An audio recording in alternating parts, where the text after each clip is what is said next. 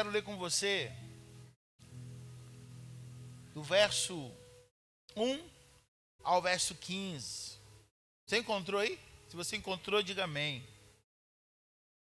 Então José não se podia conter diante de todos que estavam com ele, e clamou: fazei sair daqui a todo varão, e ninguém ficou com ele, quando José se deu a conhecer a seus irmãos, e levantou a sua voz com choro, de maneira que os egípcios o ouviram, a casa de Faraó o ouviu também.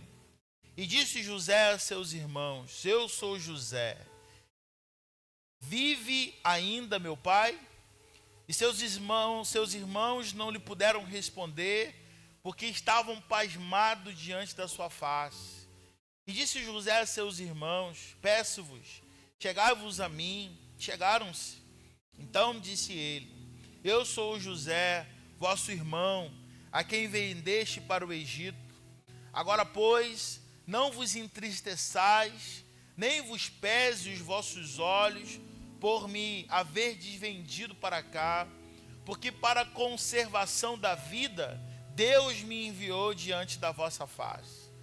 Porque já houve 2 anos de fome no meio da terra, e ainda restam 5 anos, e eis que não haverá lavoura nem cega. Pelo que Deus me enviou diante da vossa face, para conservar vossa sucessão na terra, para guardar-vos em vida por um grande livramento. Assim, não fostes vós que me enviastes para cá, senão Deus, que me tem posto por pai de Faraó, por senhor de toda a sua casa, como regente de toda a terra do Egito. Apressai-vos e subi a meu pai. Dize-lhe: assim tem dito teu filho José, Deus me tem posto por senhor em toda a terra do Egito, desde a mim, e não te demores. E habitarás na terra de Gozém, e estarás perto de mim, tu e teus filhos, os filhos dos teus filhos, tuas ovelhas, tuas vacas e tudo que tens. E ali te sustentará, porque ainda haverá 5 dias de fome, para que não te pereças de pobreza, tu e tua casa, tu e tudo que tens. E eis que os vossos olhos veem, os vossos olhos dos vossos irmãos Benjamim, que é minha boca que vos fala, e fazeis saber a meu pai toda a minha glória no Egito e tudo que tens visto. Apressai-vos e fazer descer meu pai para cá. E lançou-se o pescoço de Benjamim, seu irmão, e chorou. E Benjamim chorou também no seu pescoço. E beijou todos os seus irmãos e chorou com eles. E depois seus irmãos falaram com ele. Feche seus olhos mais uma vez. Pai, a tua palavra é viva, poderosa, eficaz. Fala conosco nessa noite, como já foi orado. Usa minha vida como instrumento teu. Eu te peço, Senhor, eu te suplico nessa noite, que a tua palavra não volte vazia, mas ela cumpra o propósito para o qual ela está sendo enviada. Em nome de Jesus, amém. Pode se assentar.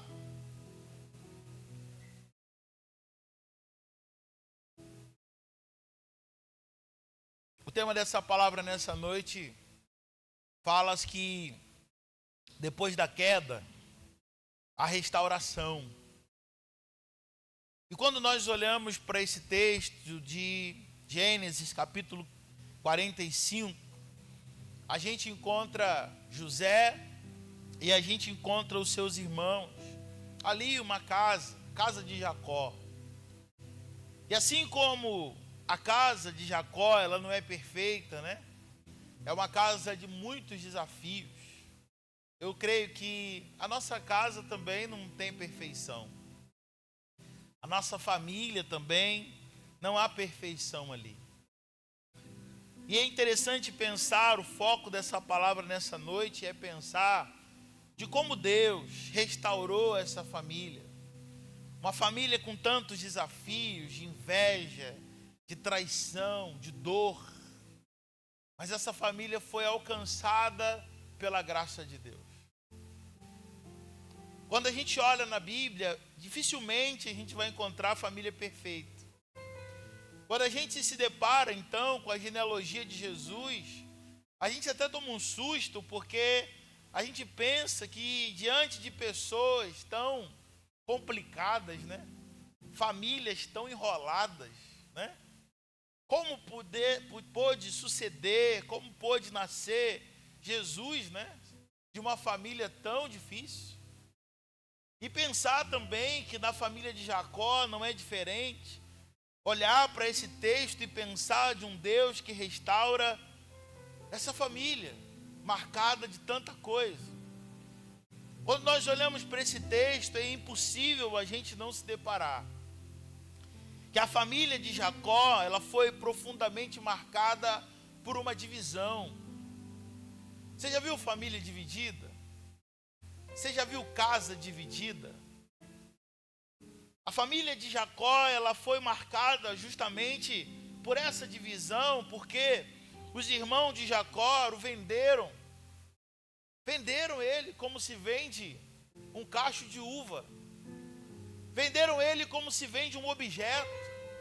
A inveja tomava conta do coração desses irmãos, a ponto de José não poder falar dos seus sonhos, dos sonhos que Deus estava dando a ele.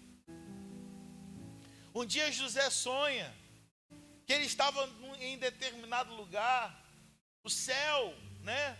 E a lua, o sol e a lua se prostravam diante dele. E 11 estrelas, 10 estrelas também, 11 estrelas se prostraram também diante dele. E ali ele estava dizendo que não entendia desse sonho, o que Deus estava dizendo para ele e os seus irmãos.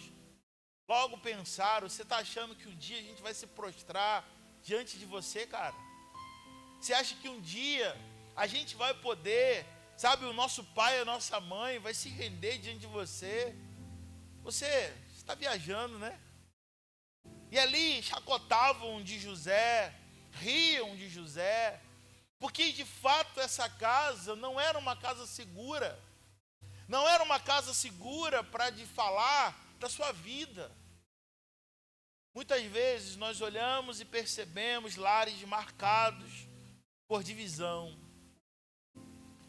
Eu me lembro uma certa vez que nós estávamos fazendo algo, né? Ali na igreja que eu pastoreava, e eu fiquei extremamente entristecido por pensar que naquele ambiente tinha irmãos que não se falavam, irmãos sanguíneos que eu estou dizendo, irmãos sanguíneos que não conseguiam dirigir a palavra um ao outro, mesmo fazendo parte da mesma família, mesmo fazendo parte da mesma igreja.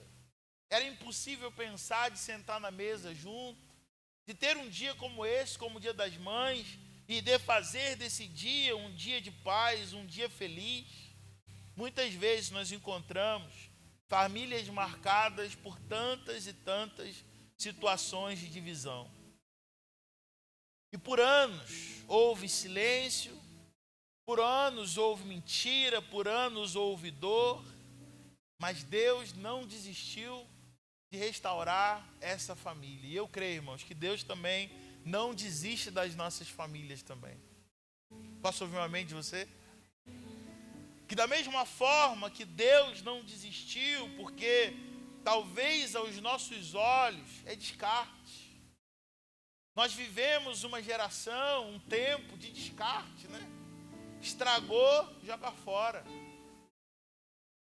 Estragou, joga fora. Os carros hoje, as peças de carro hoje, de tudo também, não é feito para consertar. É feito para trocar. Não é isso que o seu mecânico faz? O seu mecânico não conserta a peça. Porque hoje as peças, elas não são feitas para consertar, não é isso, Théo? Você troca a peça, você liga para o fabricante, fala: estou precisando de tal peça, e a peça vem, você arranca aquela peça e troca a peça. Hoje a nossa sociedade, o nosso tempo, o tempo de hoje, ele é marcado por descartar. Não deu certo, joga fora. Não deu certo, sabe? Elimina, descarta, lança fora. Mas quando a gente olha para a palavra de Deus, a gente vê um Deus que é poderoso, não para descartar, mas para consertar todas as coisas. Um Deus que pega aquilo que se quebrou, aquilo que se perdeu, e Ele coloca da sua mão poderosa sobre essa situação, e Ele começa a fazer algo tremendo. Nesse texto nós podemos perceber que a restauração ela começa quando Deus ele trabalha num coração ferido. Você pode repetir isso comigo? A restauração começa, vamos juntos? A restauração começa quando Deus trabalha num coração ferido. Tem um livro que eu gosto muito que ele fala que a isca de Satanás, o nome do livro é A Isca de Satanás. Você já viu isca? Quem gosta de pescar aqui? Só meu pai gosta de pescar? Ninguém gosta de pescar? A isca é aquilo que atrai, né? A isca, ela serve justamente para atrair o peixe ou aquilo que você está tentando pegar. E o texto fala, né? Tem um anzol, na capa desse livro tem um anzol, dizendo a isca de Satanás. E no desenrolado do livro fala que a isca de Satanás é um coração ferido. Porque quando Satanás encontra um coração ferido, ali a gente consegue abocanhar essa isca, né? Essa isca então, ela é tomada, essa isca então, Satanás triunfa sobre aquilo. Por quê? Porque nós caímos nessa cilada com o coração ferido. José, ele foi profundamente ferido, porque um dia os seus irmãos se reúnem e planejam matá-lo. José não era para estar vivo, não. Você conhece o texto. Não era para ele ser vendido. Mas tem um irmão lá na hora da morte, que ele está lançado na cisterna, deixa ele aí apodrecendo, ele vai morrer aí. E tem um irmão que diz assim, gente, não é bom que a gente faça isso com o nosso irmão. O sangue dele vai ficar nas nossas mãos pro resto da vida. Ele não está preocupado com José, está preocupado com ele. Ele não está preocupado se José vai morrer, vai passar fome, sede, vai apodrecer ali. Ele está preocupado com o juízo de Deus, porque no coração desse irmão tem um pouquinho de temor a Deus. E ele vai dizer, não vamos fazer isso não. Se a gente não quer ele perto da gente, vamos vender ele para uma terra bem longe, bem distante. José então, ele foi profundamente ferido, mas Deus usou do tempo para tratar o coração de José.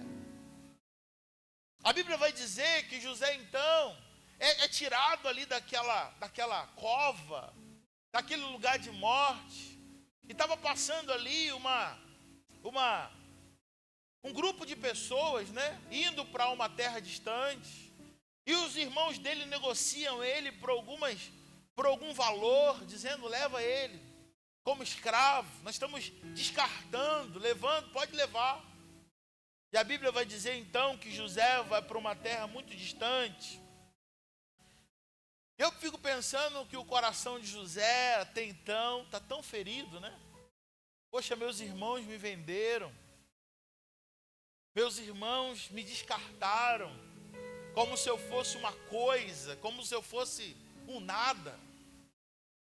A vida de José é uma vida de sofrimento, porque às vezes a gente se prende ao fim da história, mas tem um processo de muita dor aqui, porque agora José vai parar numa casa de alguém que o compra. Dentro dessa casa ele é seduzido por a mulher do dono da casa.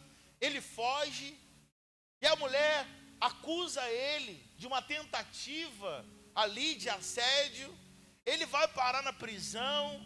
Da prisão ele fica muitos anos ali naquele lugar, até que, mas a Bíblia vai dizer que em todo o processo o Senhor era com José. Amém, irmãos? Em todo o processo a Bíblia vai dizer, mas o Senhor era com José. Independente do tempo, se ele estava no palácio, se ele estava na prisão, se ele estava sendo humilhado, em todo o processo, o Senhor era com José. Eu não sei teu momento, eu não sei qual é a tua estação, mas se o Senhor for contigo, se você for com o Senhor, se o Senhor for com você, e Ele é conosco, amém, irmão? O Senhor é conosco. Se o Senhor for conosco, não há noite que dure para sempre. Assim como a noite um dia terminou sobre a vida de José, ela termina na nossa vida também. O choro pode sim durar uma noite, mas a alegria vem pelo amanhã, vem ao amanhecer. Você crê nisso em nome de Jesus? Num Deus que restaura todas as coisas.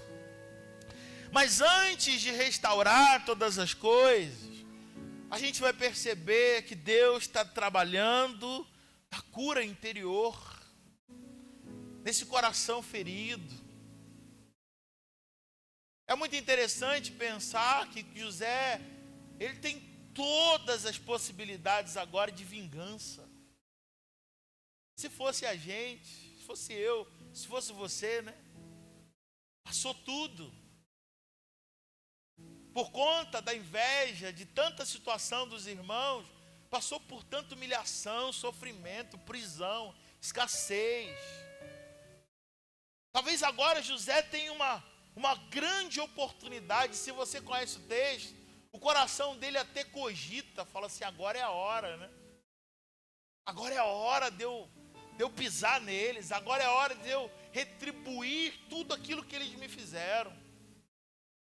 Mas quando um coração é alcançado pela graça de Deus e Deus trabalha nesse coração ferido, quando esse coração ferido dá abertura para que Deus haja, quando esse coração ferido é alcançado pela presença de Deus, toda a realidade de pensamento contrário no nosso coração é lançado por terra em nome de Jesus, irmão. Quando esse coração, às vezes a gente já tem toda a razão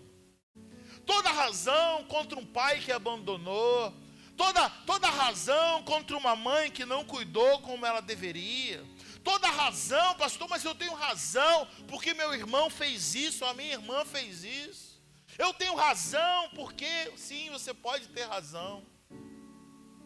Mas quando nós olhamos quando a palavra de Deus, né, a palavra rema significa palavra que salta.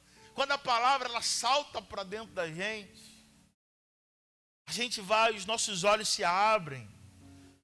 E toda a isca de Satanás, como a gente falou aqui, ela é lançada por terra em nome de Jesus. Todo coração, sabe, ele vai dizer, não, eu não vou. A gente olha para o texto, vê que José, ele até faz um joguinho com os irmãos no início. Prende eles, coloca eles ali. Mas depois o Espírito Santo, né? Alguém que é governado pelo Espírito Santo de Deus. Tem alguém governado pelo Espírito Santo de Deus aqui, irmão? Porque quando nós somos governados pelo Espírito Santo de Deus, a ira não governa a nossa vida. A ira não toma o nosso coração. Quando nós somos governados pelo Espírito Santo de Deus, a gente pode até tentar, mas vem o Espírito Santo e acalma todas as coisas. Porque nós temos os frutos do Espírito, nós temos mansidão, nós temos longanimidade, nós temos domínio próprio. Amém, queridos? Longanimidade. O que significa longanimidade? Esse amor longo, né? O irmão te chama para caminhar 1 milha, você caminha 2 com ele. Domínio próprio. Não é governado por algo assim que nos domina, né? Aonde a gente faz, não, a gente se domina. A gente se domina. Não, minha vontade era de responder, minha vontade era de... O Espírito Santo vem sobre a gente e ministra sobre a nossa vida a paz que a gente precisa. Irmãos, se a gente entender isso de uma vez por todas, o nosso lar vai se tornar um ambiente de paz, um ambiente tão maravilhoso na presença de Deus. É tão triste a gente encontrar casais que estão com feridas abertas há muito tempo. É muito triste a gente encontrar casais que um feriu, ele errou, ela errou, e aquilo vai se tornando uma raiz de amargura tão grande no coração dessa pessoa, dessa família. E às vezes até vive junto, mas você percebe ali que não tem cura. Você percebe ali que não permite ser tratado pelo Senhor. Porque quando a gente pensa que José ele tem todas as razões, mas José, a restauração exige perdão verdadeiro. Se a gente quer restauração na nossa vida, no nosso lar, na nossa casa, vai exigir de nós perdão verdadeiro. Perdão. Você já pensou essa palavra perdão? Eu amo a origem das palavras. Perdão fala de perda. Fala de perda da razão. Fala de perda. Eu perco alguma coisa para te perdoar.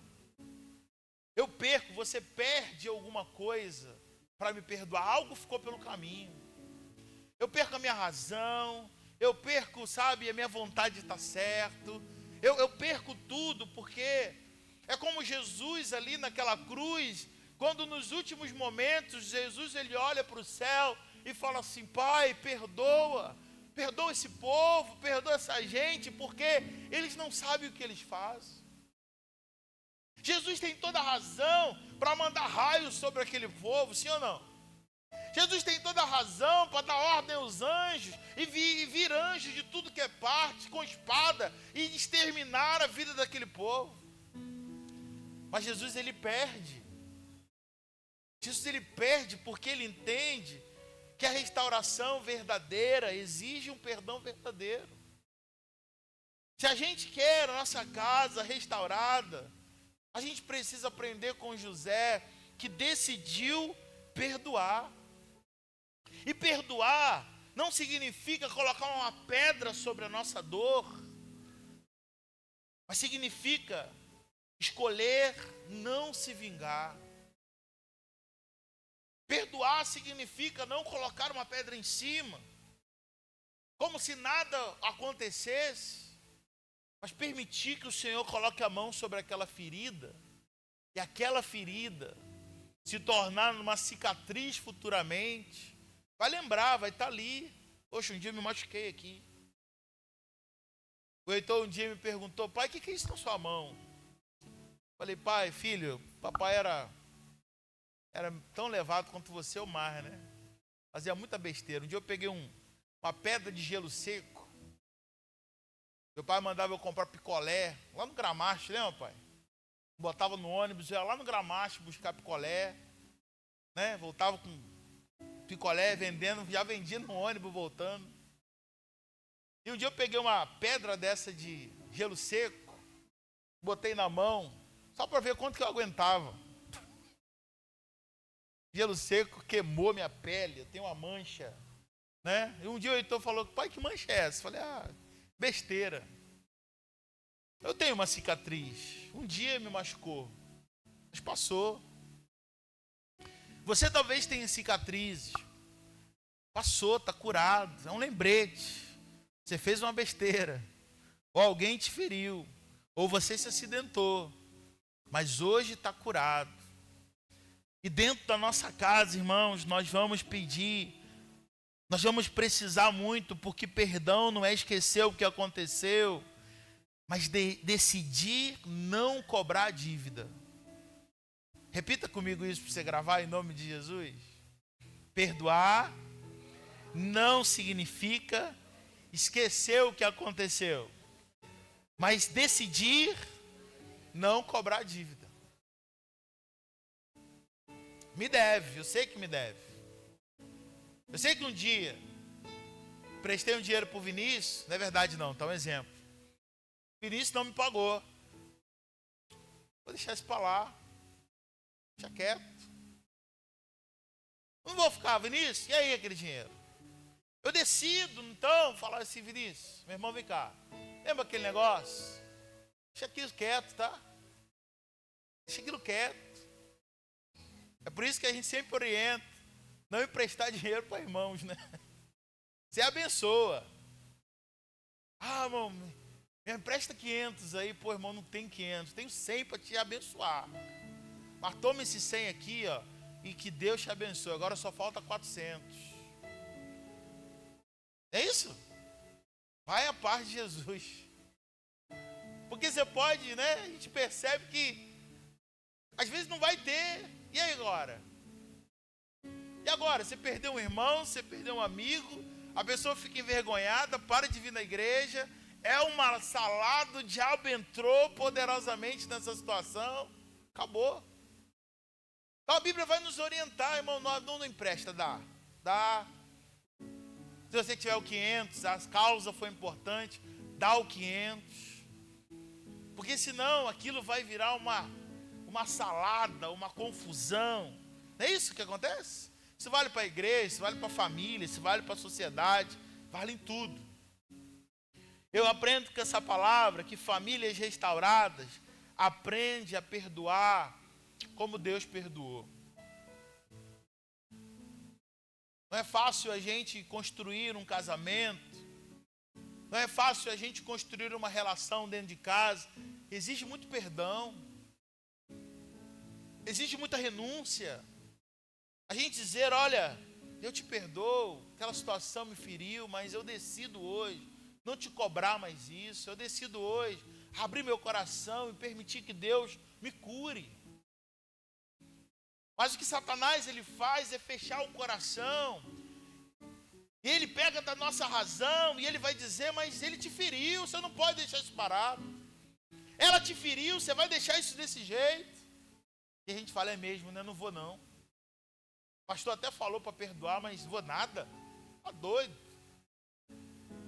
Eu vou querer que ele me pague a cada centavo, cada tempo.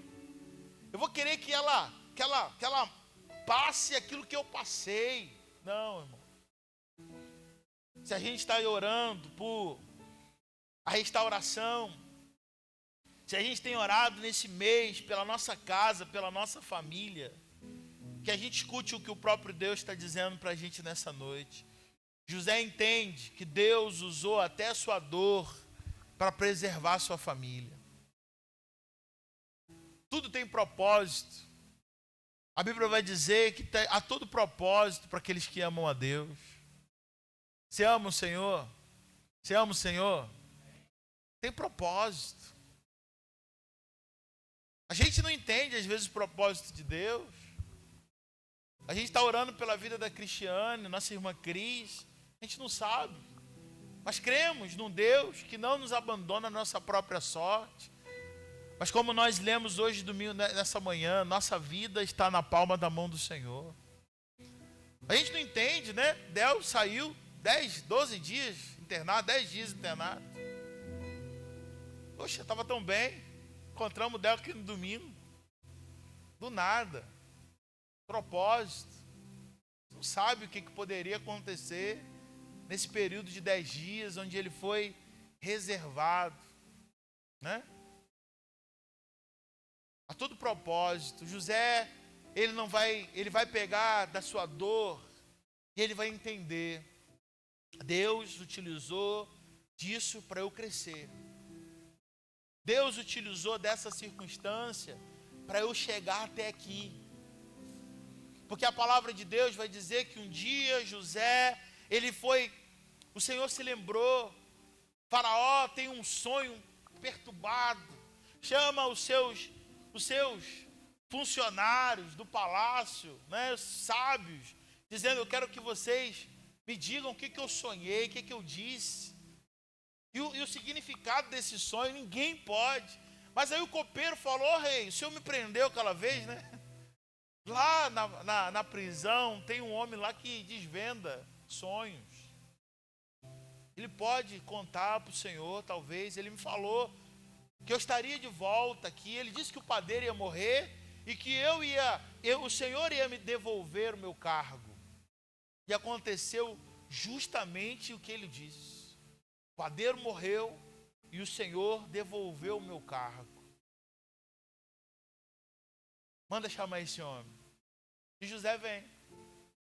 Olha, rei, que vai acontecer o seguinte. O que o Senhor sonhou com as 7 vacas magras significa que haverá 7 anos de muita fome em todo o mundo. As 7 vacas gordas, você sonhou com as 7 vacas gordas e depois sonhou com as 7 vacas magras. As 7 vacas magras, gordas, significam abundância, muita abundância. Depois você sonhou com as 7 vacas magras comendo as 7 gordas. As 7 vacas gordas vai significar então que haverá 7 anos muito difíceis. Eu oriento que o Senhor faça o seguinte: esses 7 anos de abundância, pegue tudo mesmo. Armazene, gasta pouco, armazene. Porque quando vier os 7 dias maus, difíceis, o Senhor vai ter para o teu povo e vai ter para toda a humanidade. As pessoas vão sair de longe para comprar grãos aqui com você. E você vai crescer cada vez mais. O Egito vai se tornar uma potência cada vez maior. O Faraó diz assim: é sobre esse homem. É desse homem que eu preciso. E Faraó levanta ele como governador sobre todo o Egito. Sabe o que essa palavra, irmãos, ela fala muito ao meu coração quando eu penso que a restauração, ela nos reconecta corações, a restauração reconecta corações e gera reconciliação. Quando a gente tem um coração sensível para viver o que Deus está falando com a gente aqui nessa noite. Talvez nessa noite o Senhor está te chamando. Deixa no altar a tua ferida. Deixa no altar teu coração. Deixa no altar tua dor. Porque eu sou poderoso para restaurar o teu lar. Eu sou poderoso para fazer o impossível acontecer. O desfecho dessa história você conhece muito bem. Os irmãos de José têm que buscar comida em algum lugar, né? Eles vão bater lá na porta do Egito. E eles vão se deparar agora com José governando. E a Bíblia vai dizer que José acolhe os seus irmãos, encontra seus irmãos, beija seus irmãos. Há reconciliação. Irmãos, essa reconciliação, ela não é fato do homem. É só Deus que pode restaurar a nossa vida. É só Deus que pode restaurar o teu lar. É só o Senhor que pode mudar o quadro da tua história, da minha casa, da nossa casa. É olhar para esse texto, à luz da palavra, e pensar que Deus, Ele transformou uma situação de morte em oportunidade. Deus pode pegar do meu lado, do teu lar, e transformar essa situação que muitas vezes, e fazer desse lar quebrado, ferido, falido, um lar restaurado para a graça de Deus e pelo poder de Deus. Você crê nisso que nós estamos falando nessa noite? Tem gente que crê aqui nessa noite, irmão, nesse lugar, isso que a gente está pregando. Porque para o nosso coração é descarte, mas para o coração de Deus é oportunidade dele revelar sua glória. É a oportunidade de Deus pegar aquilo que se quebrou e fazer de novo, fazer outra vez. E Deus agora une os corações, porque há uma reconciliação, tanto por parte dos irmãos, tanto por parte de José. Agora, a família toda, a ordem é: José, traz todo mundo para o Egito. Porque ainda restam 5 anos de muita fome. Eu não quero que o meu pai pereça, eu não quero que a minha família pereça. Traz todo mundo para o Egito. E assim Israel, ele vai ser inserido no Egito e fica ali durante muitos anos. E Deus prospera Israel de uma forma poderosa no Egito. até vir um próximo faraó endurecer as coisas, aí já é uma outra história. Mas até então, a gente vê livramento, a gente vê reconciliação. Até então, a gente está vendo um cenário de divisão, mas Deus é aquele que une todas as coisas. A gente está vendo uma realidade de desprezo, mas agora a gente está vendo uma realidade de amor, de afeto, de abraço, de beijo, de aperto, dizendo: você fez falta durante tanto esse tempo. Sabe quem pode fazer isso? Só o Senhor. E é diante desse Deus nessa noite que eu quero apresentar a tua casa diante do Senhor, amém, irmão? Talvez tua família tenha passado por situações assim, traições, silêncio, separações, mágoas, mas o Deus de José é o mesmo Deus de hoje. Posso ouvir um glória a Deus aí?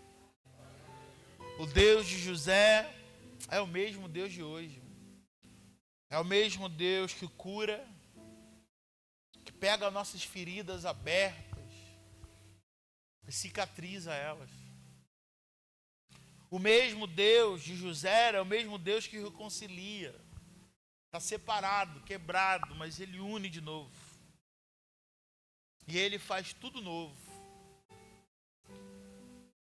A gente perguntou na semana passada o que o profeta pergunta para aquela mulher: vai tudo bem na tua casa?